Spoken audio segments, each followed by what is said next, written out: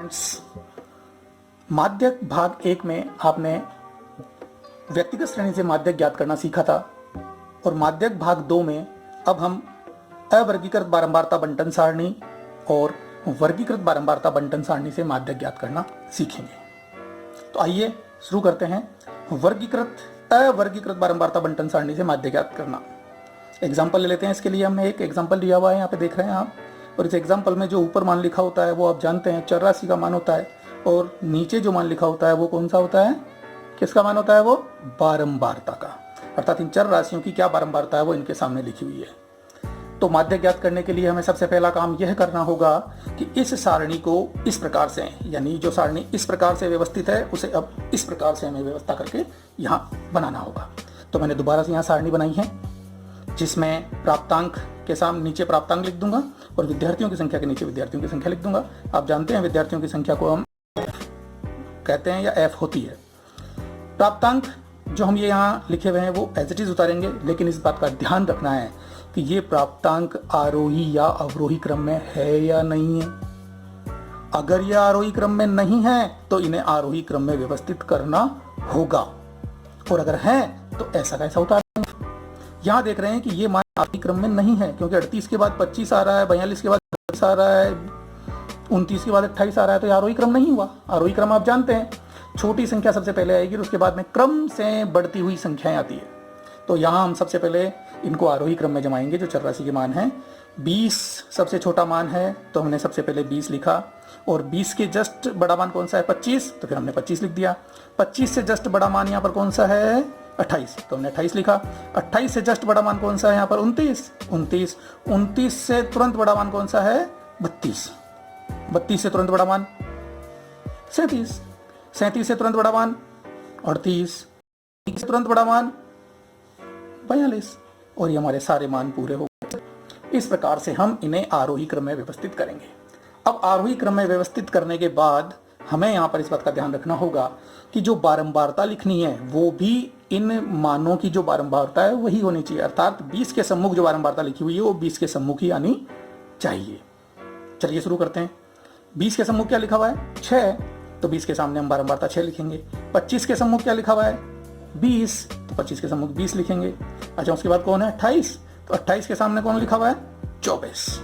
Okay, 29 के सामने कौन बैठा है 28।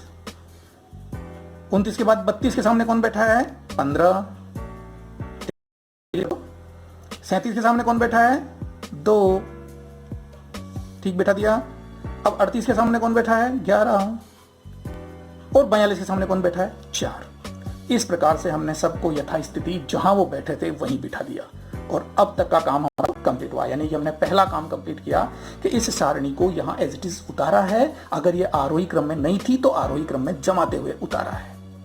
इसके बाद ही हमारा माध्यक ज्ञात करने का काम शुरू होता है। ये तो एकमात्र व्यवस्था थी, बहुत आसान है। देखिए आप, माध्यक ज्ञात करने के लिए जब भी आपको ये बारंबारता सारणी दी जाती है तो आपको संचयी बारंबारता ज्ञात करनी होगी। संचयी बारंबारता, और संचयी बारंबारता को हम लिखते हैं CF। संचयी बारंबारता को क्या लिखते हैं CF, कम्युलेटिव फ्रीक्वेंसी बोलते हैं, इसलिए इसे शॉर्ट में CF लिखा जाता है। तो संचयी बारंबारता निकालते हैं। संचयी बारंबारता कैसे निकालते हैं ये इसका कर देता है। संचयी, संचयी शब्द किसे बना है संचय से, और संचय का मतलब होता है इकट्ठा करना। धन संचय मत कीजिए, उपदेश सुने होंगे आप लोगों ने। तो संचय मतलब इकट्ठा करना, इकट्ठा करना मतलब जोड़ना, और हमारे गणित में इकट्ठा करने से मतलब है जोड़ना। तो आइए संचयी बारंबारता निकालते हैं। बहुत आसान है, जोड़ना है हमें। 6 में क्या जोड़ूं, 6 तो 6 का 6 ही आएगा। मैंने 6 का 6 लिख दिया। अब इस 6 के बाद इस सेकंड स्टेप में लिखूंगा तो ऊपर वाली सभी बारंबारताओं को जोड़ते हुए लिखना है। यानी इस 6 को इस 20 में जोड़ूंगा। आप इसके बजाय इसको लीजिए, इस 6 को इस 20 में जोड़ के यहां लिख दीजिए। इस 6 को इस 20 में जोड़ के यहां लिख दीजिए। तो 20 और 6 को जोड़ूंगा तो क्या आएगा, बताइए 26। 20 और 6 को जोड़ा तो क्या आया 26। अगर आप कंफ्यूज होते हैं, गलती की संभावना लगती है, तो आप कोई दिक्कत नहीं है, इस तरह से लिख सकते हैं कि 20 + 6 = 26।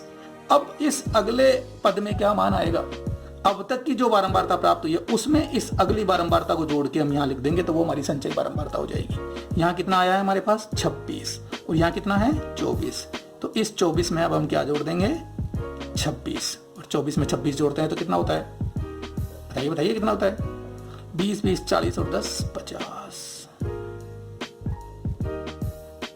अब इस 50 में जोड़ेंगे हम, और 50 में क्या जोड़ेंगे, जस्ट सामने वाली बारंबारता, यानी 28 को 50 में जोड़ूंगा तो कितना आएगा 78। अब इस 15 में मुझे क्या, इस 78 को, और 15 में 78 को जोड़ूंगा तो क्या आएगा 93। हमें क्या जोड़ना है 93 को, यानी जो यहां होता है उसे इसमें जोड़ के लिखना है, तो 93 में 2 जोड़ा तो कितना हो गया 95।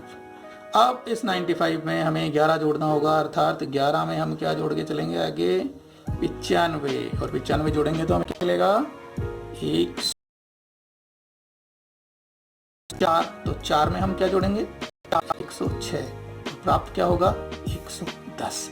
ये हमारी संचयी बारंबारता आ गई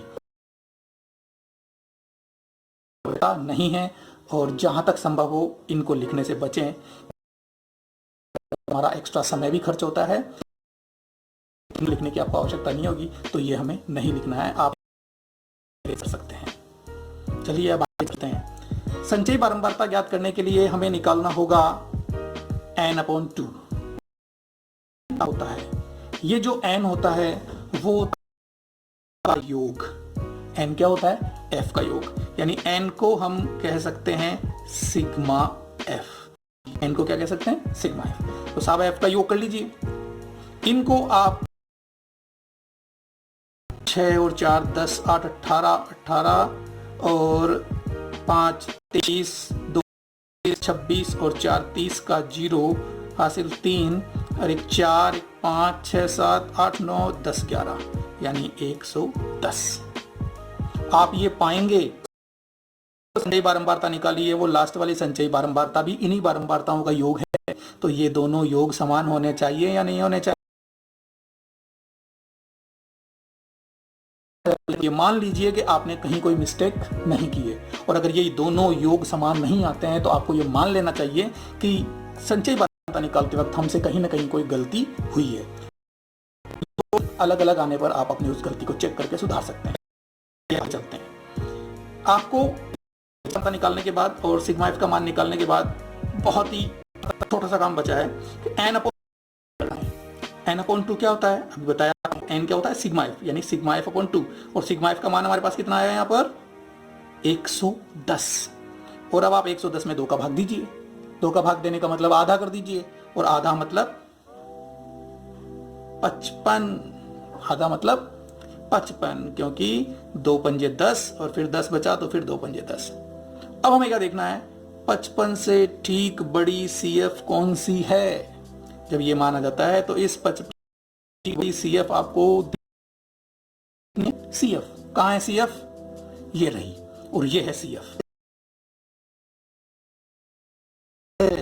26 छोटा है, 50 छोटा है और 78 बड़ा है, तो 55 से ठीक बड़ी CF कौन सी हो गई 78।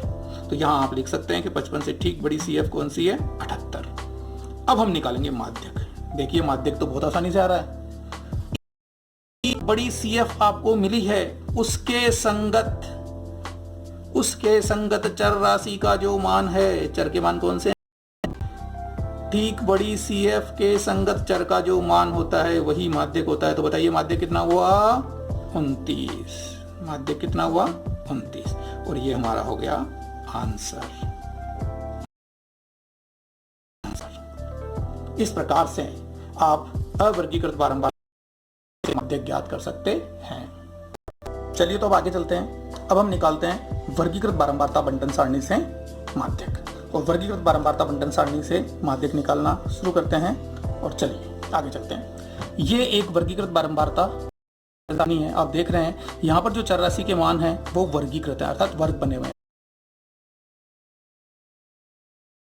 35 से 45 और 45 से 55। हमें यहाँ कुल 5 वर्ग दिए हैं और इनके सम्मुख जो मान है आप जानते हैं ना, उन्हें क्या कहते हैं? क्या कहते हैं? बारंबारता। इस वर्ग की बारंबारता ये रही, इस वर्ग की बारंबारता ये रही, और इसी प्रकार ये अपने सम्मुख। जब भी हमें वर्गीकृत बारंबारता सारणी मिलती है तो हमें माध्यक ज्ञात करने के लिए एक सूत्र की आवश्यकता होती है, और वो सूत्र यहाँ लिखा हुआ है। मैं आपको सूत्र कर देता हूं। पहले सूत्र है L प्लस N बटे 2 माइनस CF और बटा F, ब्रैकेट में बंद है ये, इंटू H। ये हमारा माध्यक ज्ञात करने का सूत्र है। कब? जब हमें वर्गीकृत बारंबारता सारणी दी गई है तब। तो इस वर्गीकृत बारंबारता सारणी से माध्यक ज्ञात करने के लिए ये सूत्र आपको याद होना चाहिए। आइए मैं स्पष्ट कर दूं कि यहाँ L क्या है। जो L है वो माध्यक वर्ग की निम्न सीमा होती है। यहाँ पर ये सभी वर्ग हैं। इन वर्गों की निम्न सीमा कौन सी होगी? निचली सीमा। ये वर्ग है 5 से 15, तो 5 से 15 की 2 सीमाएं हैं, 5 और 15। जो छोटी सीमा है उसे निचली सीमा कहते हैं और ऊपरी सीमा कहते हैं। तो निम्न सीमा कौन सी हो गई? 5। इस वर्ग की निम्न सीमा 25, इस वर्ग की निम्न सीमा 35, इस वर्ग की निम्न सीमा 45। तो इस तरह से वर्ग की निम्न सीमा ज्ञात कर सकते हैं। का मान कौन सी निम्न सीमा? निम्न सीमा। इसके बाद n, अभी अभी आपने देखा कि n होता है सिग्मा f, यानी f का समीशन यानी जोड़।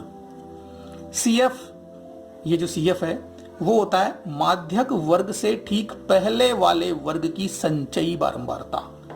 CF नाम से स्पष्ट संचयी बारंबारता है ये। तो ये कौन से वर्ग की होगी? माध्यक वर्ग से ठीक पहले वाले वर्ग की संचयी बारंबारता। अब हम बात करते हैं F की। ये जो F है माध्यक वर्ग की बारंबारता होगी, यानी माध्यक वर्ग की जो बारंबारता होगी वो F होगी।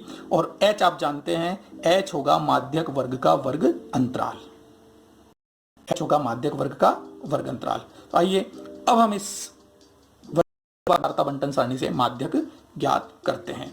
और माध्यक ज्ञात करने के लिए सबसे पहले आपको ठीक इसी प्रकार से जैसे आपने पहले बनाई थी एक सारणी बनानी होगी, और उस सारणी में इन्हीं वर्गों को उसी प्रकार से उतारना है। जैसे ये यूं है तो जो आयु है वो सबसे पहले लिख देंगे हम। यहाँ आपको ये देखने की आवश्यकता नहीं पड़ेगी कि ये आरोही क्रम में है या नहीं है, क्योंकि आपको दिख रहा है निश्चित रूप से आरोही क्रम में है, और ये आरोही क्रम में होते ही हैं, आरोही क्रम में ही दिए जाते हैं। तो सबसे पहले मैं लिखूं 5 से 15, फिर 15 से 25, फिर 25 से 35, फिर 35 से 45, और उसके बाद 45 से 55। ये हमने हमारे सभी वर्ग लिख दिए। वर्ग के सामने की बारंबारता भी हम यहाँ लिख देंगे। तो 5 से 15 के सामने कितना है? 6। 15 से 25 के सामने कितना है? 11। 25 से 35 के सामने कितना है? 21। 35 से 45 के सामने कितना है? 24। और 45 से 55 के सामने कितना है? 18। नहीं है ना कोई दिक्कत? बहुत आसान है। तो बहुत आसान ही तरीके से, चिंता मत कीजिए, आप सूत्र देखकर घबराने की कोई आवश्यकता नहीं है, आप आराम से निकाल सकेंगे। अब हम वही काम करेंगे जो हमने पहले किया था। देखो कुछ नया नहीं करना पड़ रहा ना, चाहे वहां हो चाहे यहां हो, एक ही काम। हमें CF निकालनी है। और CF कैसे निकालते हैं? अब हम ये नहीं लिखेंगे, हमें डायरेक्ट निकालनी है। तो देखिए सबसे पहले हम लिखेंगे 6। 6 में हम 11 जोड़ के यहां लिख देंगे। तो 6 में 11 जोड़ेंगे तो क्या आएगा? 17। अब 17 में 21 जोड़ दीजिए, बहुत आसान है। 7 और 1 8, 2 और 1 3, 38। अब 38 में आप 24 जोड़ दीजिए। 8 और 4 12 का 2 हासिल 1, 3 1 4 और 2 6, 62। और अब आप 62 में 18 जोड़ दीजिए। तो 8 और 2 10 का 0 हासिल 1, 6 और 1 7 और 1 8, 80। यानी हमारी संचयी बारंबारता आ गई। अब आप यहाँ पर n का मान लिख सकते हैं इनको जोड़ के, क्योंकि आपको पता है यहाँ भी आपने इसके बाद में यही किया था, क्योंकि काम तो हमें वही करना है, हमें n/2 ज्ञात करना है। तो सबसे पहले n का मान निकालिए। n का मान हम इन्हें जोड़ते हैं। 6 और 1 7, 8 8 और 4 12, 12 और 8 20 का 0 हासिल 2 और 1 3 4 5 6 7 और 1 8। क्या आ रहा है? दोनों समान? बिल्कुल समान आ गया, यानी कि आपने कहीं कोई गलती नहीं की। चलिए अब आगे। अब हमें क्या करना है? अब हमें निकालना है n/2। और n/2 आपको पता है n का मान कौन सा है? f का योग n होता है। तो 80 बटा 2 कितना हुआ? 40।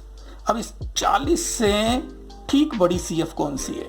ठीक बड़ी CF कौन सी है? बताइए कौन सी है? 40 से ठीक बड़ी, आप देख रहे हैं 38 तो छोटा है, तो 62। 40 से ठीक बड़ी CF कौन सी हो गई? 62।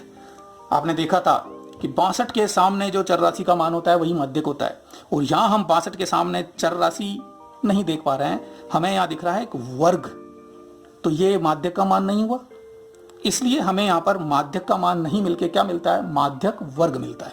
तो इसको हम क्या लिखेंगे कि अगर CF 62 है तो 62 के सम्मुख जो मान है वो हमारा क्या हो गया? माध्यक वर्ग। ये हमारा माध्यक वर्ग हो गया।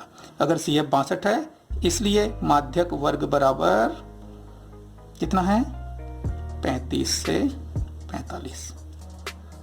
अब आप यहां पर माध्यक ज्ञात करेंगे, क्योंकि वर्ग मिल गया तो वर्ग में से एक मान हमारा माध्यक होगा, जो 35 भी हो सकता है, 35 से बड़ा हो सकता है, 45 हो सकता है और 45 से छोटा हो सकता है। इन दोनों के बीच में कोई सा भी मान हो सकता है। तो चलिए सबसे पहले हम क्या करेंगे? अब सूत्र लिखेंगे। तो सूत्र लिखते हैं कि माध्यक बराबर क्या होता है। तो बताइए, आपने अभी भी सूत्र देखा था। सूत्र होता है L प्लस बटे में N/2 माइनस CF/F, ये ब्रैकेट में बंद, और इंटू H। मान रखिए, बताइए L का मान कितना है? L क्या होती है? माध्यक वर्ग की निम्न सीमा। कौन सी है निम्न सीमा? 35। तो L का मान हो गया 35। अच्छा, N/2 का मान तो आपके सामने लिखा हुआ है 40। CF का मान क्या होगा? CF का मान, CF क्या होती है? अरे बताया था ना, माध्यक वर्ग से ठीक पहले की बारंबारता। CF मतलब संचयी बारंबारता। ये रही CF में ढूंढ रही है। माध्यक वर्ग कौन सा है? ये। इस वर्ग से ठीक पहले वाली संचयी बारंबारता कितनी हुई? 38। तो CF का मान कितना हो गया? 38। अब F क्या होता है? F होती है माध्यक वर्ग की बारंबारता। यह है माध्यक वर्ग। तो कौन सी है बारंबारता? ये तो संचयी बारंबारता है और ये रही बारंबारता। तो माध्यक वर्ग की बारंबारता कौन सी हो गई? 24। तो F का मान कितना हो गया? 24। और H आप जानते हैं वर्ग अंतराल।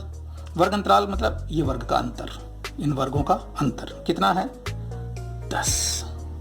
45 में से 35 गया तो 10। अब हमारे पास ये सारे मान आ गए, तो अब हम माध्यक ज्ञात कर सकते हैं। और अब हम सूत्र में मान रखेंगे सीधा L की जगह L का मान। तो बताइए L की जगह क्या लिखूं? 35। अच्छा, फिर बटा है, और N/2 का मान कितना है? 40। फिर माइनस है, CF का मान कितना है? CF, ये रहा CF 38। अच्छा, F का मान कितना है? 24। फिर ब्रैकेट बंद है, और इंटू H का मान कितना है? 10। सॉल्व कीजिए। 35 का 35 यूं का यूं, 40 में से 38 गया तो 2 बटे में 24 है, और इंटू 10 है। ये सेगमेंट जितना सरल हो सकता है उतना सरल इसको कर लीजिए, क्योंकि सबसे पहले हम इसी को सॉल्व करेंगे, 35 में लास्ट में ऐड करेंगे। तो देखिए 2 से ये 24, 2 एकम 2, और 12 बार कटता है, क्योंकि 12 दूनी 24। अब ये 12 और 10 भी कट रहा है, तो 2 पंजे 10 और 2 छिक 12, यानी हमें क्या मिला? 35 एज इट इज है, और यहाँ पर क्या बचा? ऊपर तो बच रहा है 5 और नीचे बच रहा है 6, यानी अब हमें 5 में 6 का भाग देना होगा। 35 एज इट इज लिखेंगे और 5 में 6 का भाग देंगे। आपको पता है 5 में 6 का भाग देना कोई मुश्किल चीज़ नहीं है। 5 में 6 का भाग देना है, आपको ध्यान रखना है कि ऊपर वाली चीज़ बीच में होती है और नीचे वाली चीज़ से भाग दिया जाता है, ये भाजक होता है। 5 में 6 का भाग जाएगा नहीं, तो हम पहले दशमलव लगाएंगे, और दशमलव लगा के हम क्या करेंगे? एक जीरो उतार लेंगे।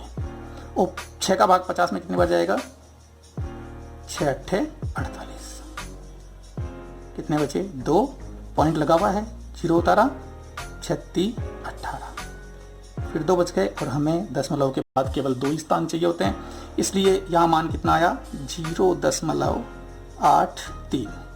और इसको इसमें जोड़ देंगे। मैंने आपको बताया था कि 35 में इस मान को इस प्रकार से जोड़िए जैसे आप रुपए पैसे जोड़ रहे हैं। ये हैं 35 रुपए और ये हैं 0 रुपए 83 पैसे।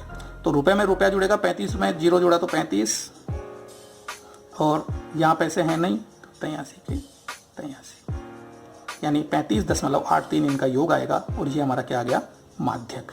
तो हम यहाँ लिख सकते हैं अतः माध्यक 35.83। आप इसे बॉक्स में बंद कर दीजिए। ऐसा इस प्रकार से हम वर्गीकृत बारंबारता बंटन सारणी हो या अवर्गीकृत बारंबारता बंटन सारणी हो, उससे हम माध्यक ज्ञात कर सकते हैं और बहुत ही आसान है। आप इसका अभ्यास कीजिए, ये बिल्कुल सरल सवाल हैं और एग्जाम में आपको, बोर्ड परीक्षा में ये आपको 6 नंबर देके जाएंगे। 6 नंबर का सवाल कम से कम आता है, इसलिए बेस्ट ऑफ लक। मेहनत कीजिए, सीखिए और आगे के वीडियो में इसके और एग्जाम्पल्स आपके सामने आ जाएंगे। Please like, share and subscribe. Thank you.